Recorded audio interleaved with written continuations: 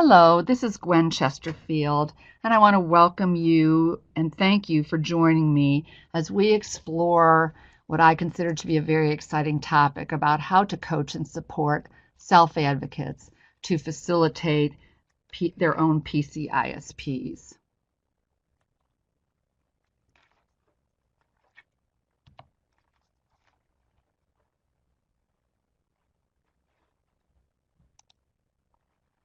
As Dorothy said in The Wizard of Oz, Toto, we're not in Kansas anymore.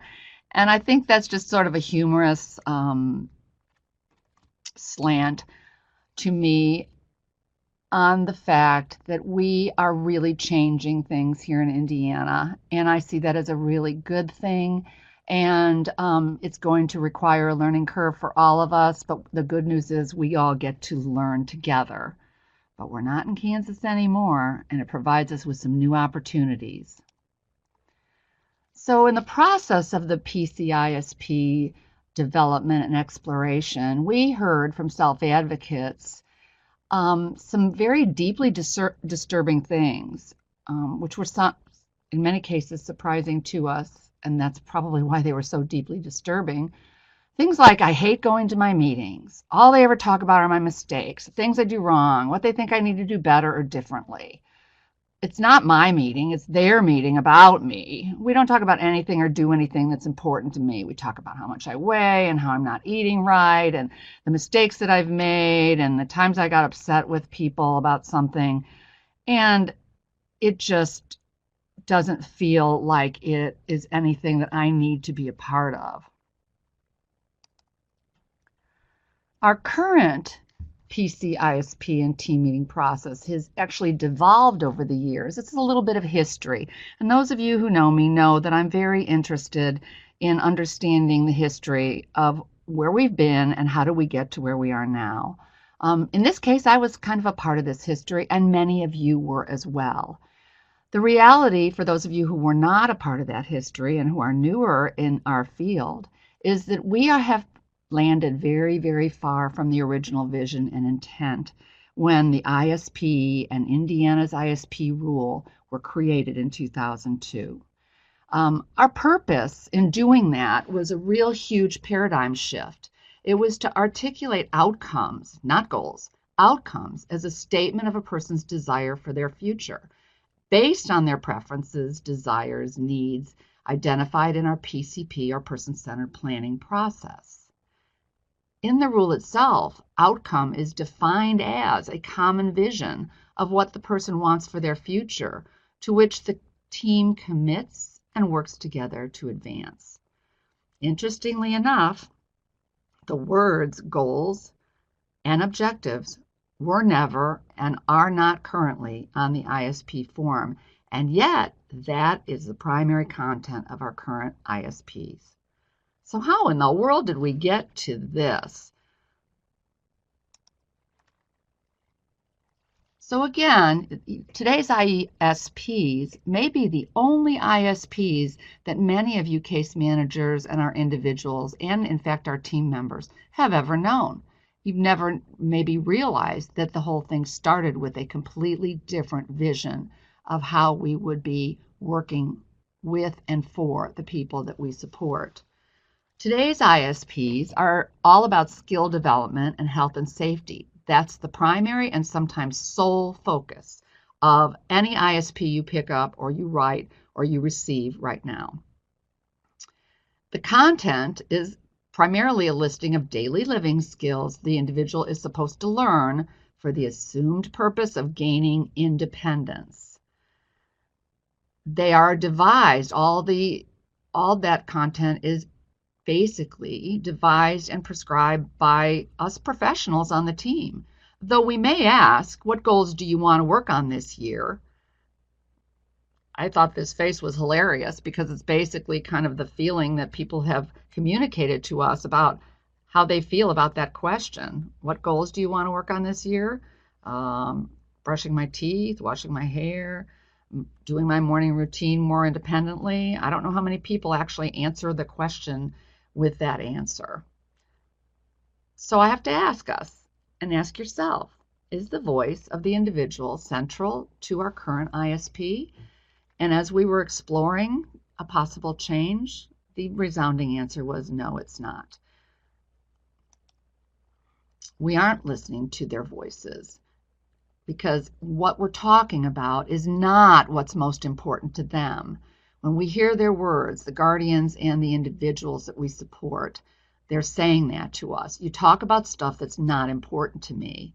There is a glaring disconnect between the individual's focus and the team focus, and quite honestly, the state focus, because we've all had to align, correct? We no renegades here. We were all aligning together in a direction that devolved the original vision up until now. And that's the good news. Because what we've been doing has resulted in individuals' disinterest and disengagement, basically. They may be there in body, but they may not be there in mind, and they may not be there in commitment. And if you gave them the choice, they probably wouldn't want to be there at all. And some of our friends who might express themselves through behaviors may show us that and express that in just that way because they really would rather not be sitting there listening to the way we talk about them. And that is why we're making the change to the PCISP. So ask yourself this question: how much do you care, focus upon, think about, or value how well you brush your teeth, wash your hair, or complete your morning routine? I'll give you a minute. How much of your mental time and thought process goes to those types of things in your life? In reality, that is really merely a blip on your screen and a complete backdrop to basically the bigger picture of having a good day and having a good life. And I can also add that for health issues. I love someone who has diabetes. He's had diabetes since he was 14 years old. He's had it for many years. He doesn't spend a lot of time talking about it, thinking about it. It's not his primary focus of his day. It's a backdrop. He needs to know how to manage it. He needs to get help managing it. But that's not the focus of his world. The focus of his world is having a good life.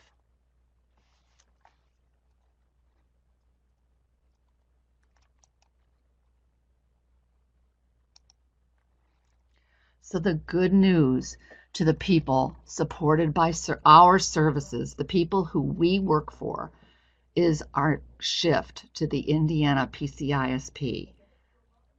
I feel really strongly about this rebooting and resetting us in the right direction, and I'm very much looking forward to it as a professional and as the guardian of 2 men with disabilities who receive waivers.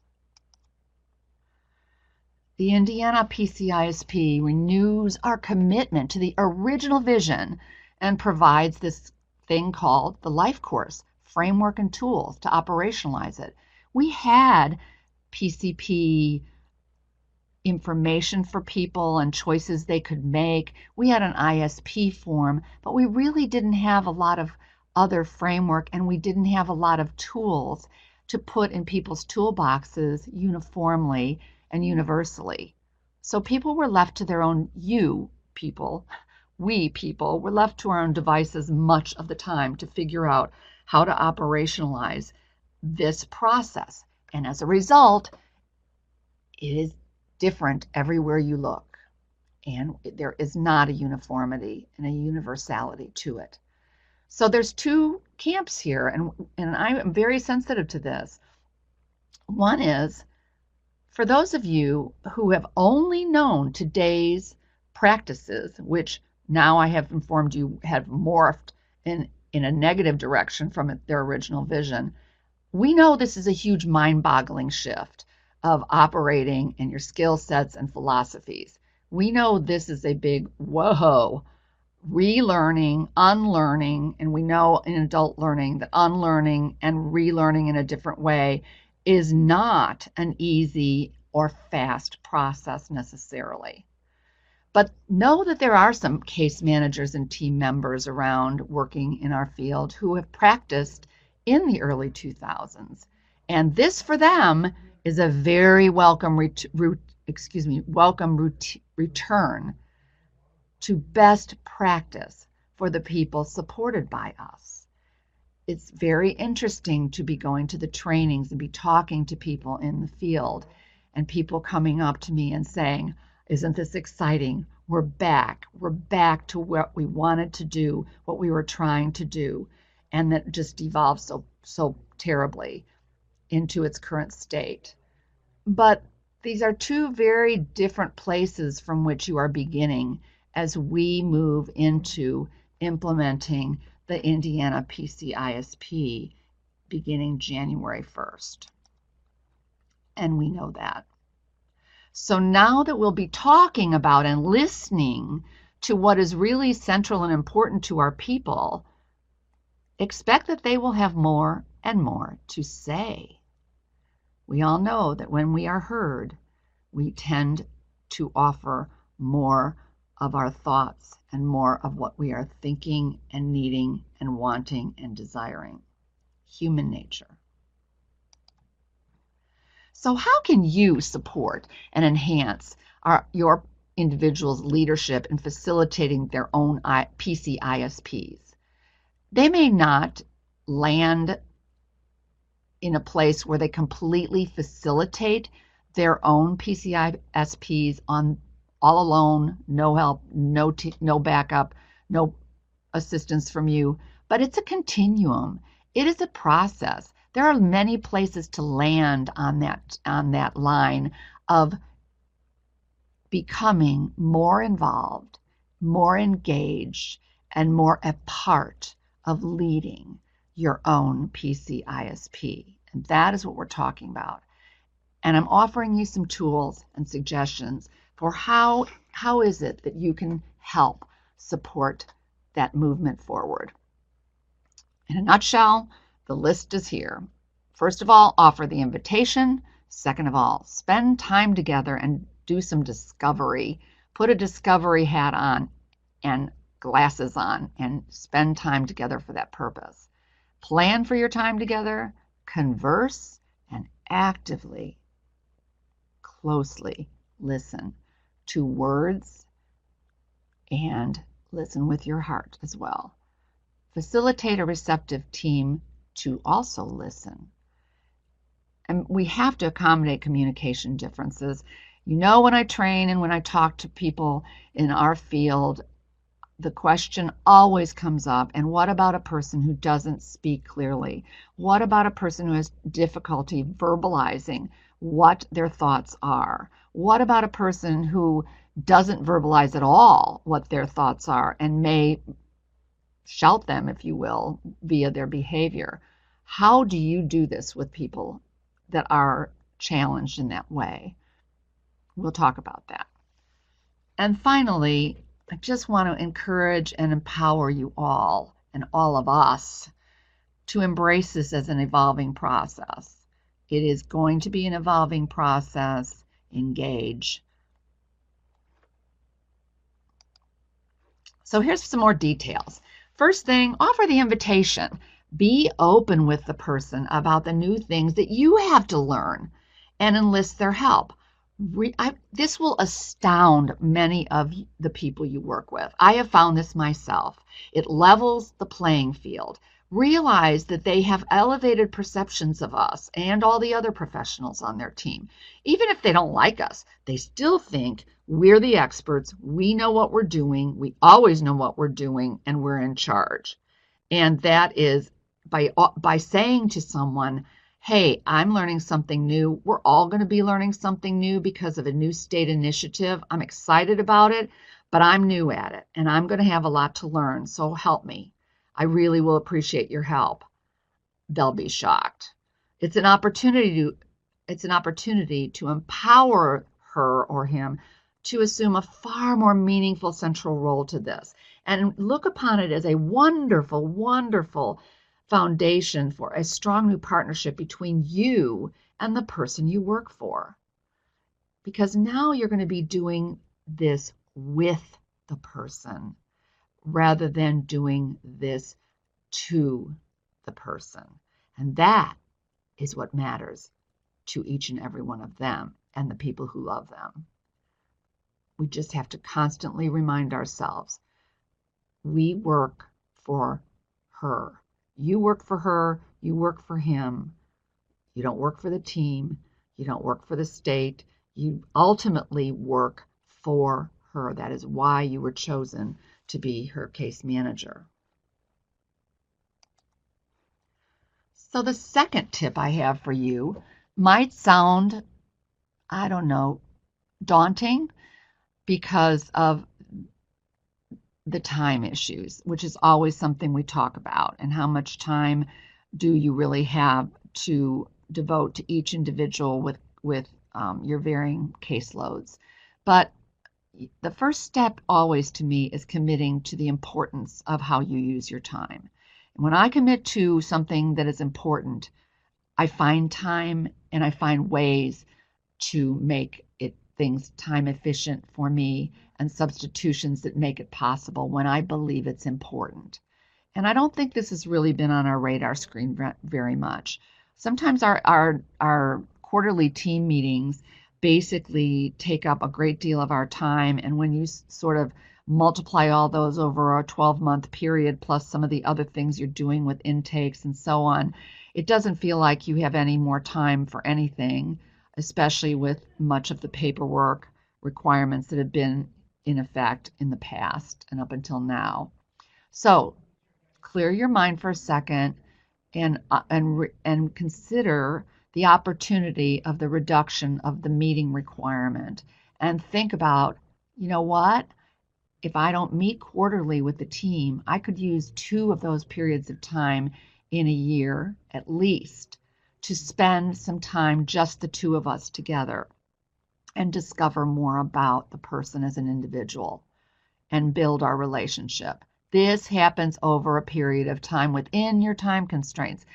You'll hear me say this. Those of you who have known me for a long time, you know I do say this because it makes it doable for me.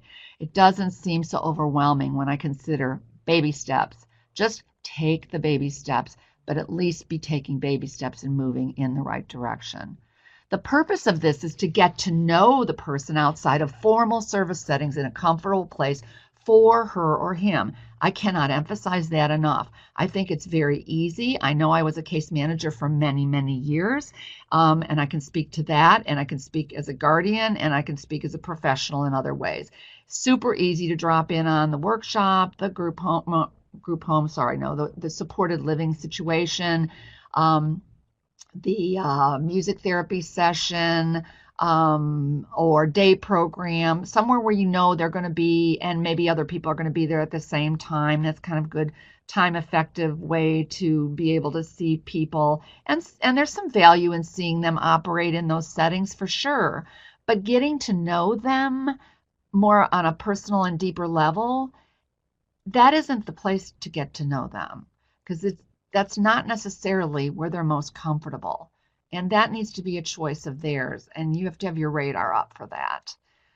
Know that, the people we work with vary a lot in their engagement, their comfort level, and their effectiveness in communicating what's on their mind. Run a little slideshow in your head of all the people that you work with, and you would have a different slide and different configuration for every person you work with, as far as their engagement, level of engagement, how comfortable they are sharing their thoughts, how open they are, how self-disclosing they are or are not, and if they have the vocabulary or have the voice to be able to say exactly what's on their mind. The famous phrase of just because someone doesn't speak and doesn't talk never means that they don't have anything to say. Stimulate conversation. Ask questions, take notice. My favorite phrase, honestly, is pay attention. Just pay attention. Have your antenna up all the time to what you see as well as what you hear, because all of that is a part of communication and learning about somebody. Some of us, not me, you know that, I love to talk and I'm a natural gabber. It comes naturally to me. It's easy for me. It's just second nature no matter where I am. I'm curious. I want to interact. But I know that we're not all wired that way. We all know we're not all wired that way. So know who you are. And if you don't naturally possess that gift of gab, as I like to call it. Just keep some good questions with you to use if you get stuck.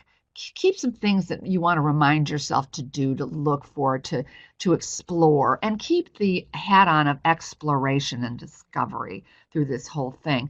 There's not a script. This is not a recipe. This is spending time to get to know. Figure out her reality and experience in how well others have heard her and honor her choices and decisions. Let that digest for a second. We may have assumptions, and maybe when we've been a part of a team for a long time, and I have, maybe I haven't thought about this for a while, and it's time for me to rethink this. What is their reality? Walk in her shoes. How well has she been heard? Does she have a receptive audience, or at least one person who's a receptive audience, who is interested and wants to know, what are you thinking? What would you like? What would you change? What do you want to keep going because it's so great? And remember, some don't have a receptive audience. People who are disconnected, people who may not have people in their lives actively who love them and who have a history with them. We know a lot of people like that, sadly. Sometimes their staff are their best friends, and staff come and staff go. So sometimes people don't have that receptive audience. So you need to commit yourself to say, a receptive audience starts with me. It starts with me. I model that. I become that person to this individual, and then hopefully that spawns growth and broadening amongst the team. I like to really explore to see, does this person have a champion in their life? And what I mean by a champion is it could be anybody. It could be a parent. It could be a sister. It could be a friend. It could be a niece. It could even be a staff person who's been in their life a very long time. Someone who's very committed to this person and what they want in life and their gifts and their talents. They see their gifts. They see all the things they're capable of. And they want more for the person, and they work towards achieving that more, whatever that more is that the person wants in their life, or that seems to fit really well when those folks who cannot speak and tell us, it just all aligns and matches up. So not everyone has a champion. People are blessed if they have a champion. If they do, enlist and engage them with the person's permission, of course. That's the whole thing. It's the person first, guys. With permission. Is it okay if I talk to so-and-so? They seem like they're really special to you in your life. Can we engage them? Is it okay if we talk? Unfortunately, many people do not have a champion in their life. And what I've learned through my many years of experience is that if a person has a champion in their life, great, great, great things can happen. Great things can happen. And they often do happen because of the champion. And I'm speaking from experience as a person who's a case manager for people for many years. I wasn't always that champion, but I could see another champion in their life. That's the person that really made stuff happen. I contributed, but I didn't make it happen.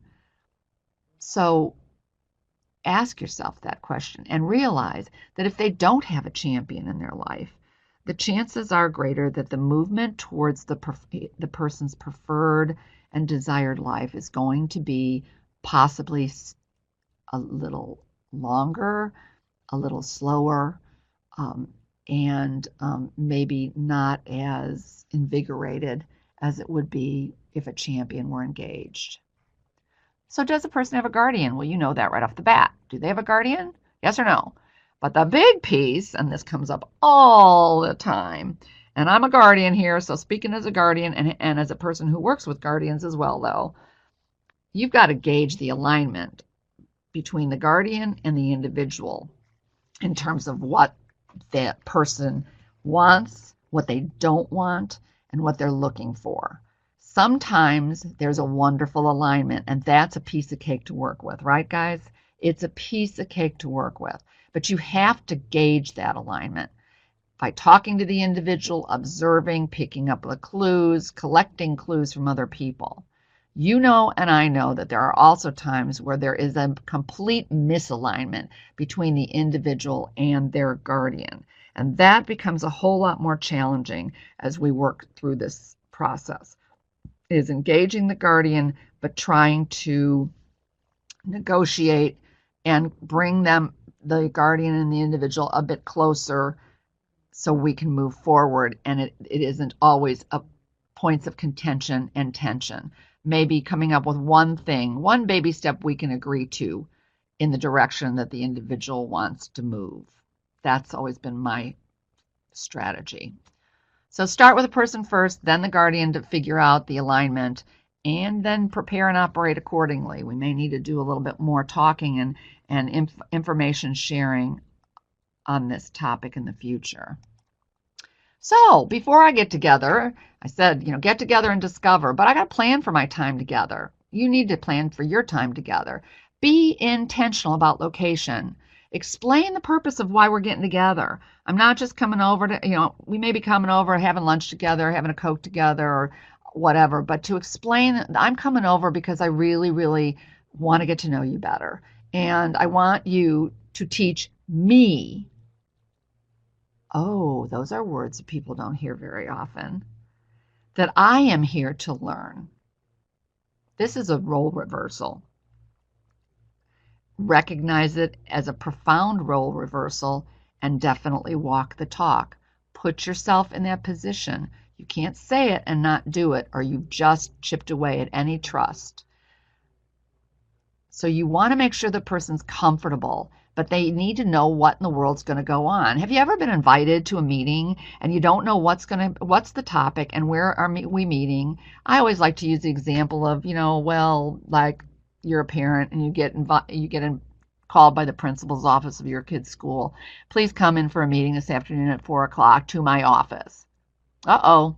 Now, if you haven't sat there and said, uh-oh,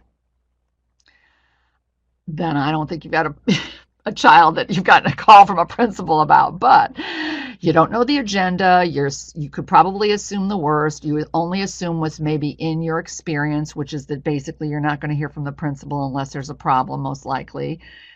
You're going to be on their turf. There are very, very subtle messages about power when it comes to where we're sitting down to have a conversation. Remember that. That's why it is so paramount. One of the first things I'm telling you is plan where you're going to meet with the person. That's the whole theme. With. Asking her where she'd like to meet will be a wonderful surprise. It may be a gradual process to figure out because, frankly, no one's ever asked where they'd like to meet.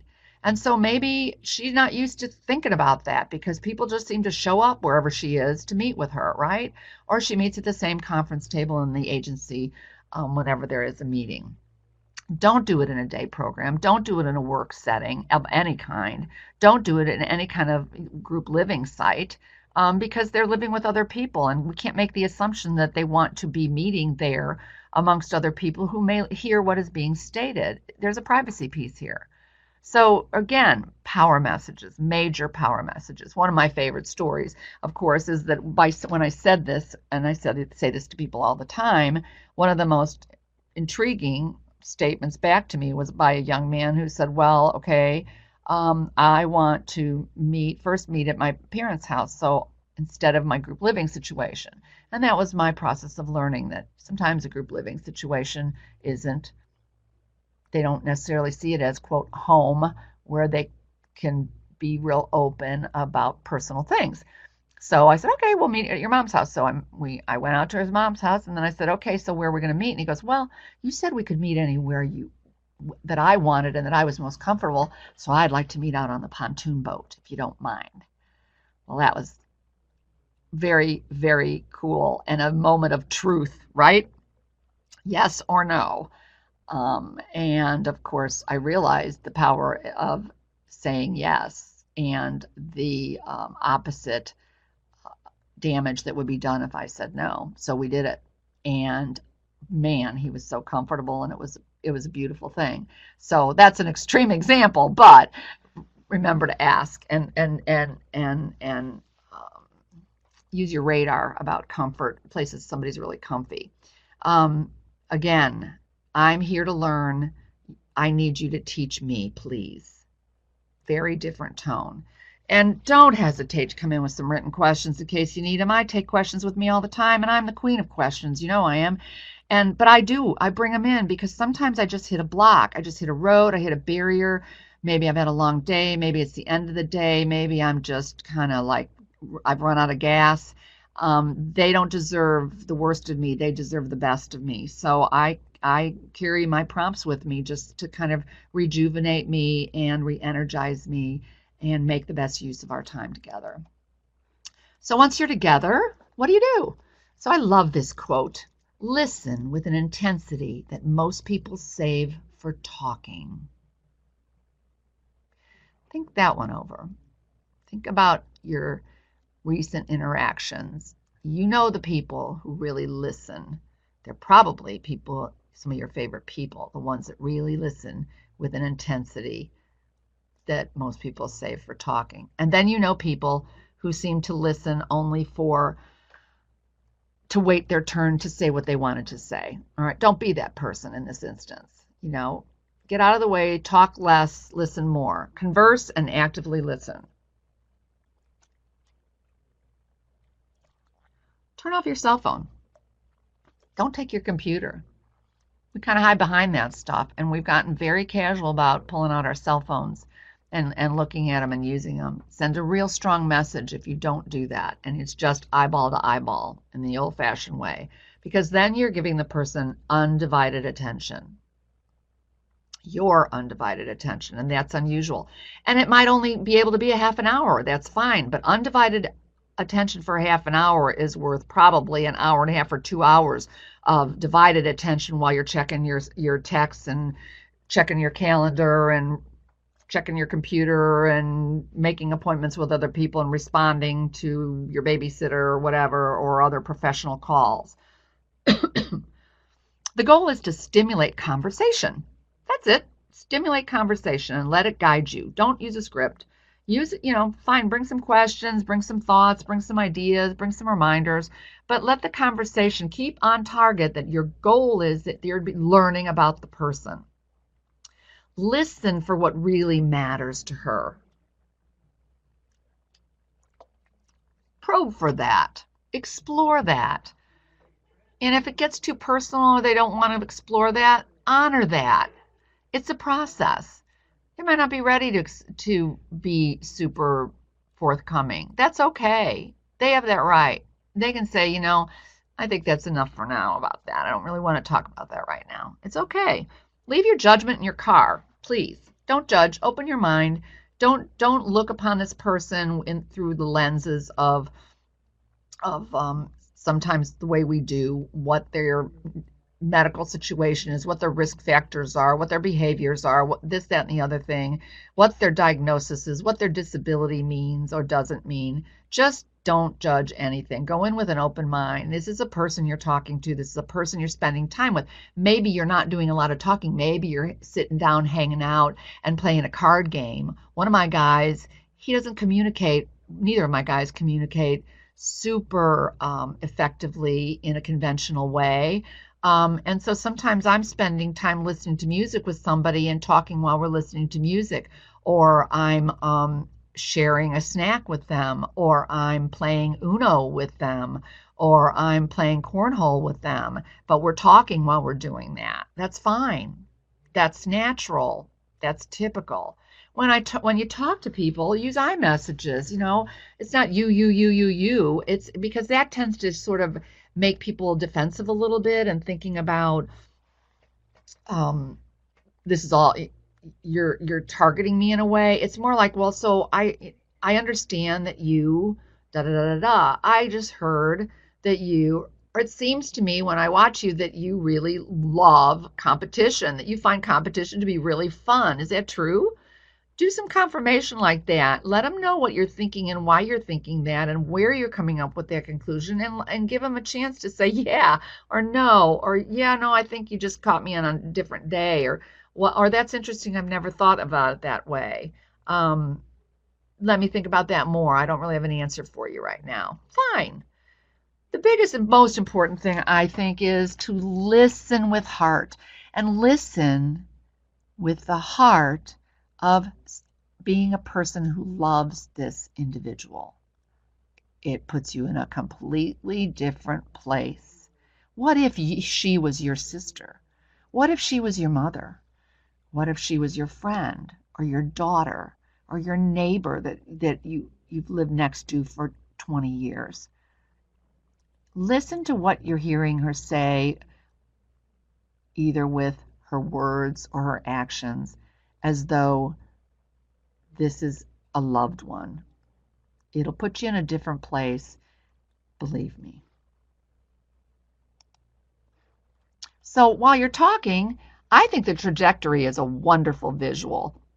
The arrow going up, the arrow going down. It's so great to just explain that, this is the arrow going up is your preferred life. I want to learn what that means to you, because it's different for everybody. But I also want to learn what you don't want for your future, and I want to get a good grip on that, because we don't want to go there. We don't want to go there, and if we're going that direction, we're gonna stop. So that's why we want to lay these things out. That's a nice, simple explanation of that. And then I always learn about her current reality. And you have to figure out, what does she do each day of the week? How does she feel about that? What's her life like? My guys, I don't live in the same town as either one of my guys for whom I'm a guardian, but I'm always asking for information about, so what was last week? What went on each day? How many times did he get to go out last week? And when he did go out, what did he do? How long would you say you went out for? Who was he with? I learned so much that way. I learned that maybe with one certain staff, the person gets out a lot, but he doesn't get out with other people. I learned that whether or not he's doing things that I know he likes, or whether he's doing things more that a staff person likes or needs to do. I noticed things, a new hat or a new pair of shoes, or that he looks really good today, and it's like, and then I learned by talking that yeah, he went shopping and picked some of that stuff out, and that kind of thing. So I'm learning about his current reality just in a conversational way. It might really be helpful to get concrete. It really might. We know that. Maybe just saying to somebody, tell me the 3 best parts of your life right now. The best things about your life, things you absolutely treasure and love, and that you want to keep going. You want to secure them, make sure they're always there. And the other thing is, what are the top 3 changes you would love to happen? Don't make any assumptions. If you had a magic wand and you could change 3 things or 2 things, just making it concrete helps, because then you're not just drilling and asking. But tell me at the top of your head, what would you love to change? What would you love to happen that isn't happening? And jot that stuff down. Don't worry about the 6 domains right now. I love the domains. I absolutely love that kind of framework and direction in my thinking. But I am not going to derail a conversation with my person with formatting. I've never derailed conversation with the people I'm talking with, due to formatting, or where am I going to fit this, or that's a distraction. My mantra is, if it distracts me from what we're talking about and from being in the moment and paying full attention, then I don't worry about it. I dump it for now. You can do that later. You take some notes, you jot some things down, however you can record those kinds of things, and just jotting them down. They'd probably be, most people really like that you care enough about what they're saying that you're writing a few things down. That's a positive message. But organize it all later. Don't spend that valuable time you have with them doing that. And just then, what I think is really important is discuss how that person prefers or wants to share this information with their team. People are very different that way. Again, you're asking permission. The team, I'd have to explain to people, an individual, that, the team needs to know a lot of this stuff if you're comfortable sharing, because I want to engage us all in moving towards the things that you want to happen and securing the things that you currently have that you want to keep going. So in order for us to put that in a plan and commit it, get everyone to commit to it, we have to talk about that. So how much of it do you want to really share, and how would you prefer to share it?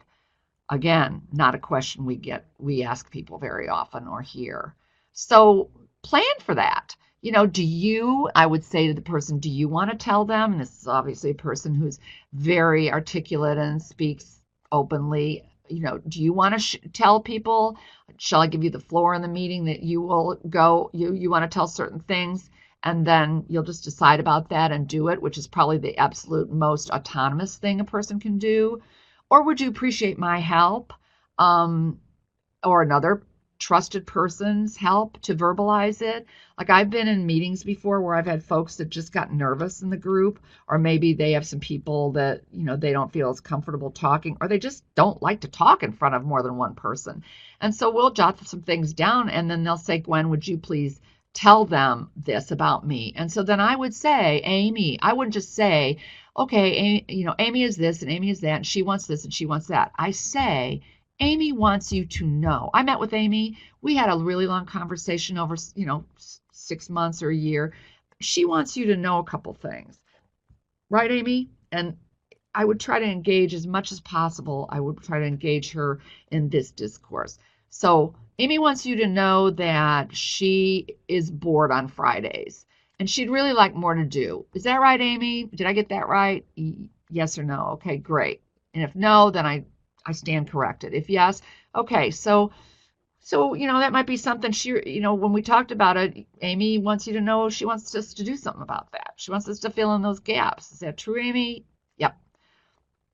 Okay, so that's a way you might be able to help her. Would she appreciate you writing some things down, or doing pictures, or having her bring photographs in, or pictures, or anything else, something in writing to give hard copies to in the meeting, maybe that would support her communication efforts. So maybe you would be giving some lists of some things based on your notes, and she knows what they are, and then she's going to present them verbally as best she can, but people can follow along. So that's supporting her communication efforts.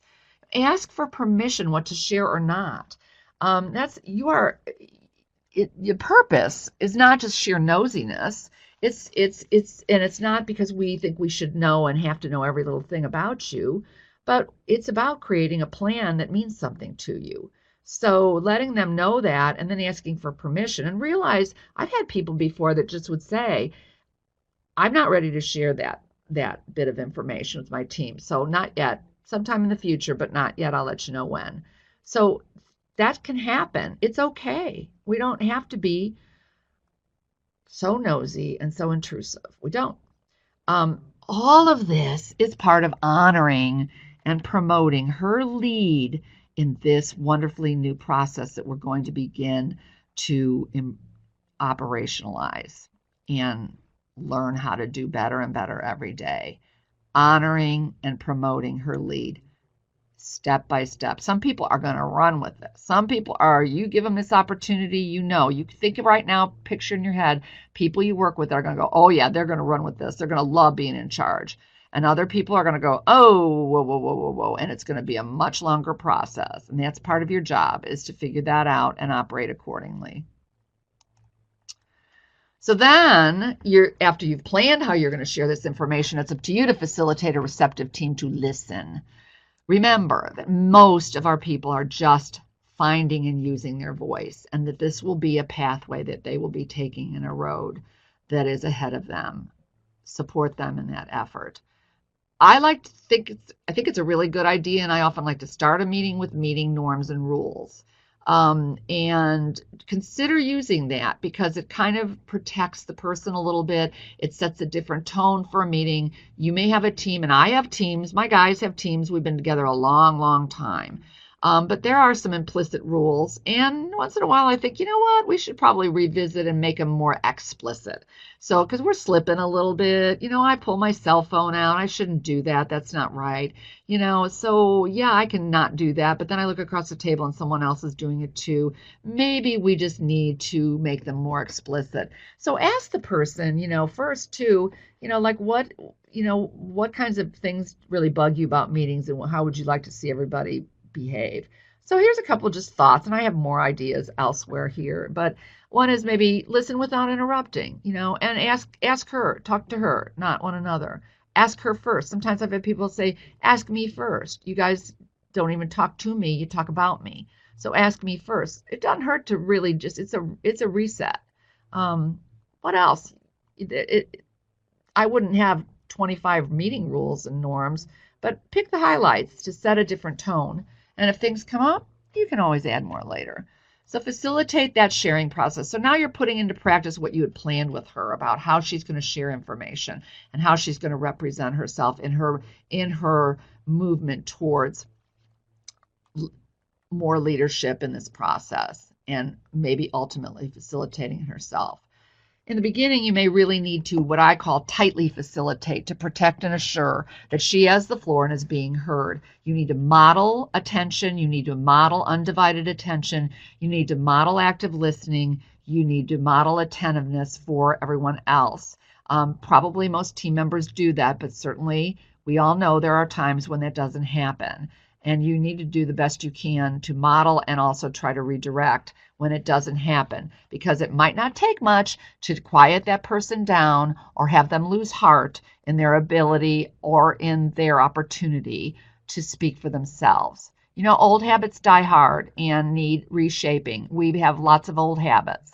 That's where we are right now. So just knowing that and knowing that, what's your role in reshaping that.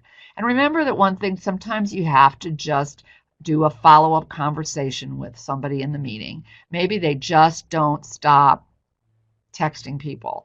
Maybe they even accept phone calls in the middle of the meeting, and you do everything you can think of to try to redirect with respect, and not embarrass or call someone out. So I'm certainly never above a phone call or a conversation outside of the meeting to just say,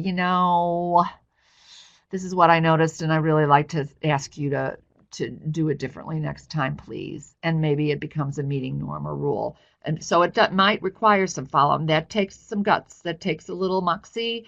It doesn't have to be negative. It can just be in the spirit in which we are all moving forward in implementing this PCISP process. So let's talk about communication differences.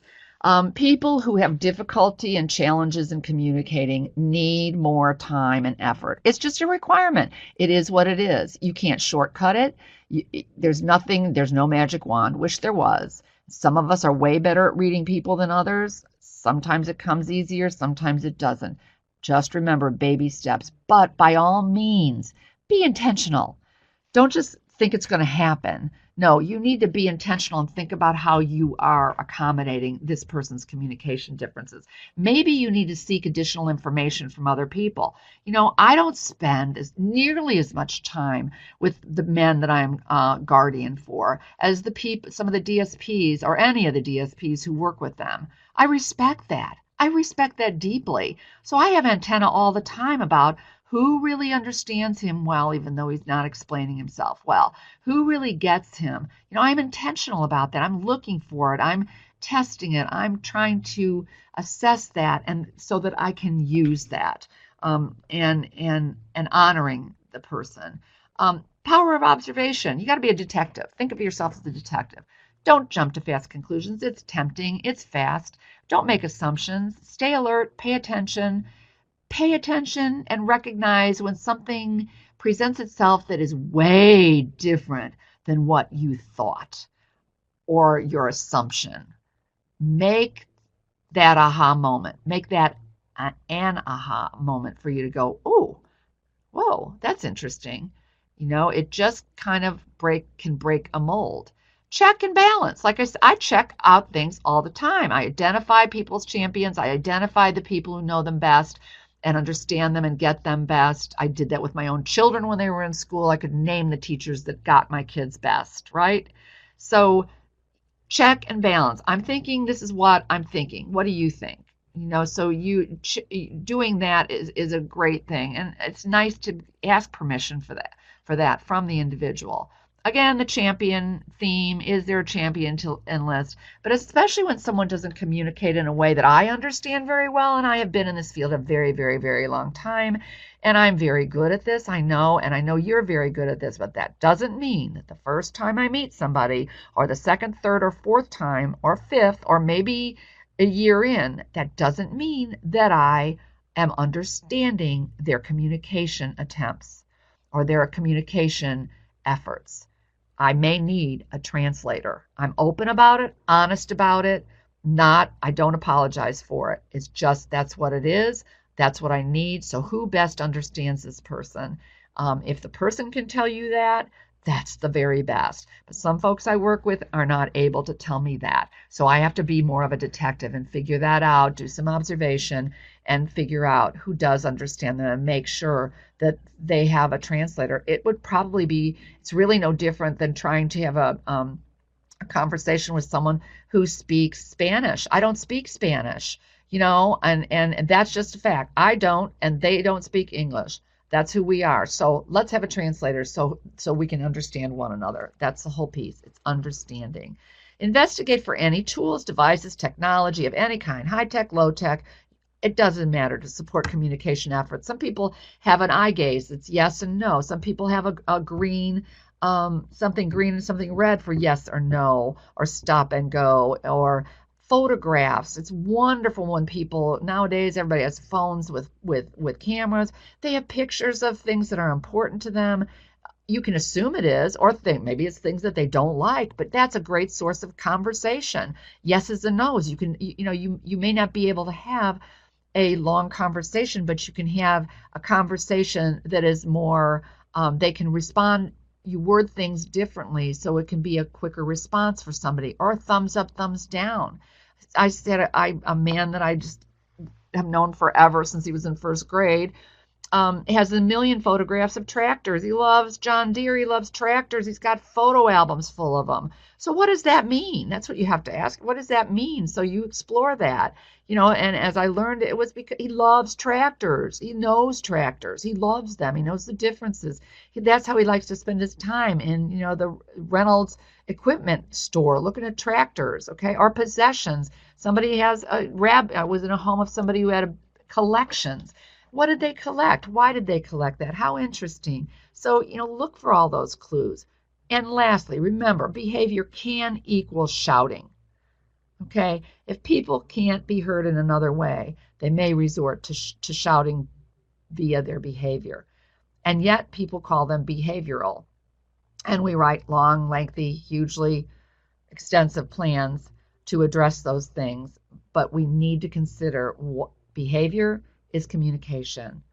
What's being communicated? How do you know when something is liked or not liked, or upsetting or painful, you name it? When communication is so deeply impacted and information is about the person is very sparse and slim to none, flip into the discovery mode. That's fine. That's what you do. You've dug, you've looked, you've observed, you've thought, you've paid attention, and coming up dry. That happens a lot, right? Or there's no one in the world that knows them very well. They've just been moved from point A to point B. Family's fallen off the radar screen. Maybe parents have passed away. Whatever. Flip into the discovery mode, but make it a part of the plan. And that, because when you make it a part of the plan, you'll monitor it and you'll collect information and you'll make use of information. Step one is to figure out, how does the person show you that they like something or dislike something? And sometimes you're not going to know till you try and via trial and error. So you try some things and you start to look for patterns. Or you may not try all those things, but a trusted favorite staff person or family member may try things. And you begin to offer repeated opportunities to engage. And you use educated guesses about likes and dislikes. And you just, again, do trial and error. Well, This seems like an educated guess. They used to love to swim when they were a child. Now he's 40 years old. He hasn't been swimming for 30 years because or 20 years because her siblings have grown up and moved out of town, but they remember how she used to love to go to the pool.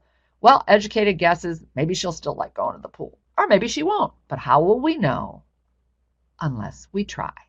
Because this particular woman is not going to tell us. She can't tell us, but she can try it and she can do it, and then she can let us know while we're watching.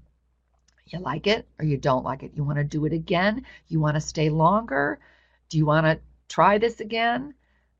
Or are you done? Again, you need to do enough of it to really make some good decisions. Pay attention to the reactions and record what you've tried and what you've learned. That is a great thing to record in a meeting and to talk about in a meeting. What have we tried? What have we learned as a result? And just keep us moving in the right direction, and you will begin to discover all sorts of information about the individual. Last but not least, please, please, please, please, we all need to embrace this as an evolving process. Yeah, we said the PCISP is an evolving document, but our skill development and our fluency and our effectiveness in using the tools is going to be an evolving process. We need to be patient with ourselves, patient with one another, enlist one another as we grow together because we're all in this together. It is one step at a time. I love this picture. It says the elevator to success is out of order. You'll have to use the stairs. One step at a time. So perfect.